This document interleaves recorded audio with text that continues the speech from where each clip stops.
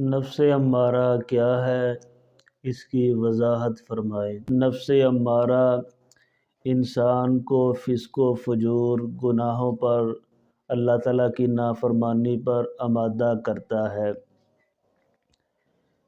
اس کے آمادہ کرنے کے کئی انداز ہو سکتے ہیں، جس طرح کہ کئی لوگوں کے خیالات ہوتے ہیں کہ یہ گناہ کر لیں پھر توبہ کر لیں گے، فلاں گناہ صغیرہ گناہ ہے وہ تو وضو کرنے سے ختم ہو جائے گا، نماز پڑھنے سے معاف کر دیا جائے گا۔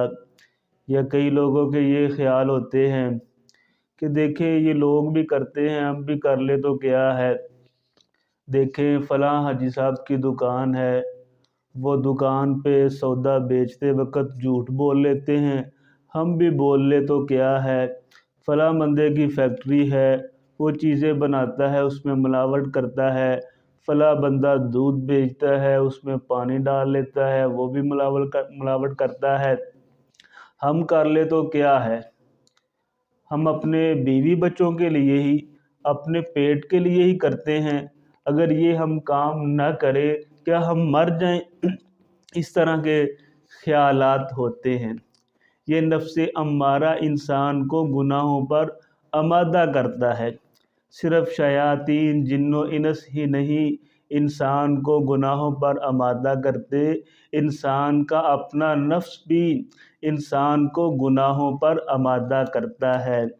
جس طرح کہ اللہ تعالیٰ سورۃ یوسف کی آیت نمبر 53 میں بیان کرتے ہیں، ان النفس لامارۃ بالسوء الا ما رحم ربی ان ربی غفور الرحیم، کہ بے شک نفس امارہ انسان کو گناہوں پر آمادہ کرتا ہے، مگر اس بندے کو آمادہ نہیں کر سکتا جس پہ اللہ تعالیٰ کی رحمت ہو۔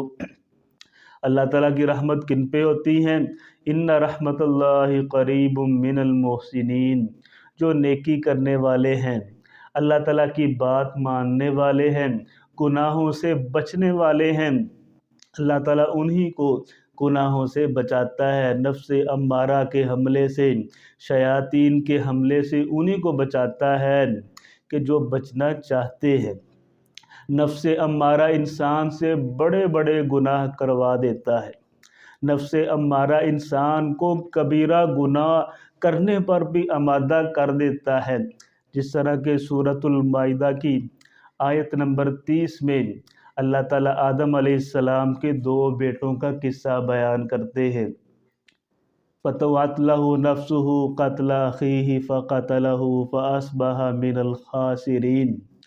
آدم علیہ السلام کے بیٹے قابیل کو اس کے نفس نے اپنے بھائی کے قتل کرنے کے بارے میں ابھارا تو اس نے اپنے بھائی کو قتل کر دیا۔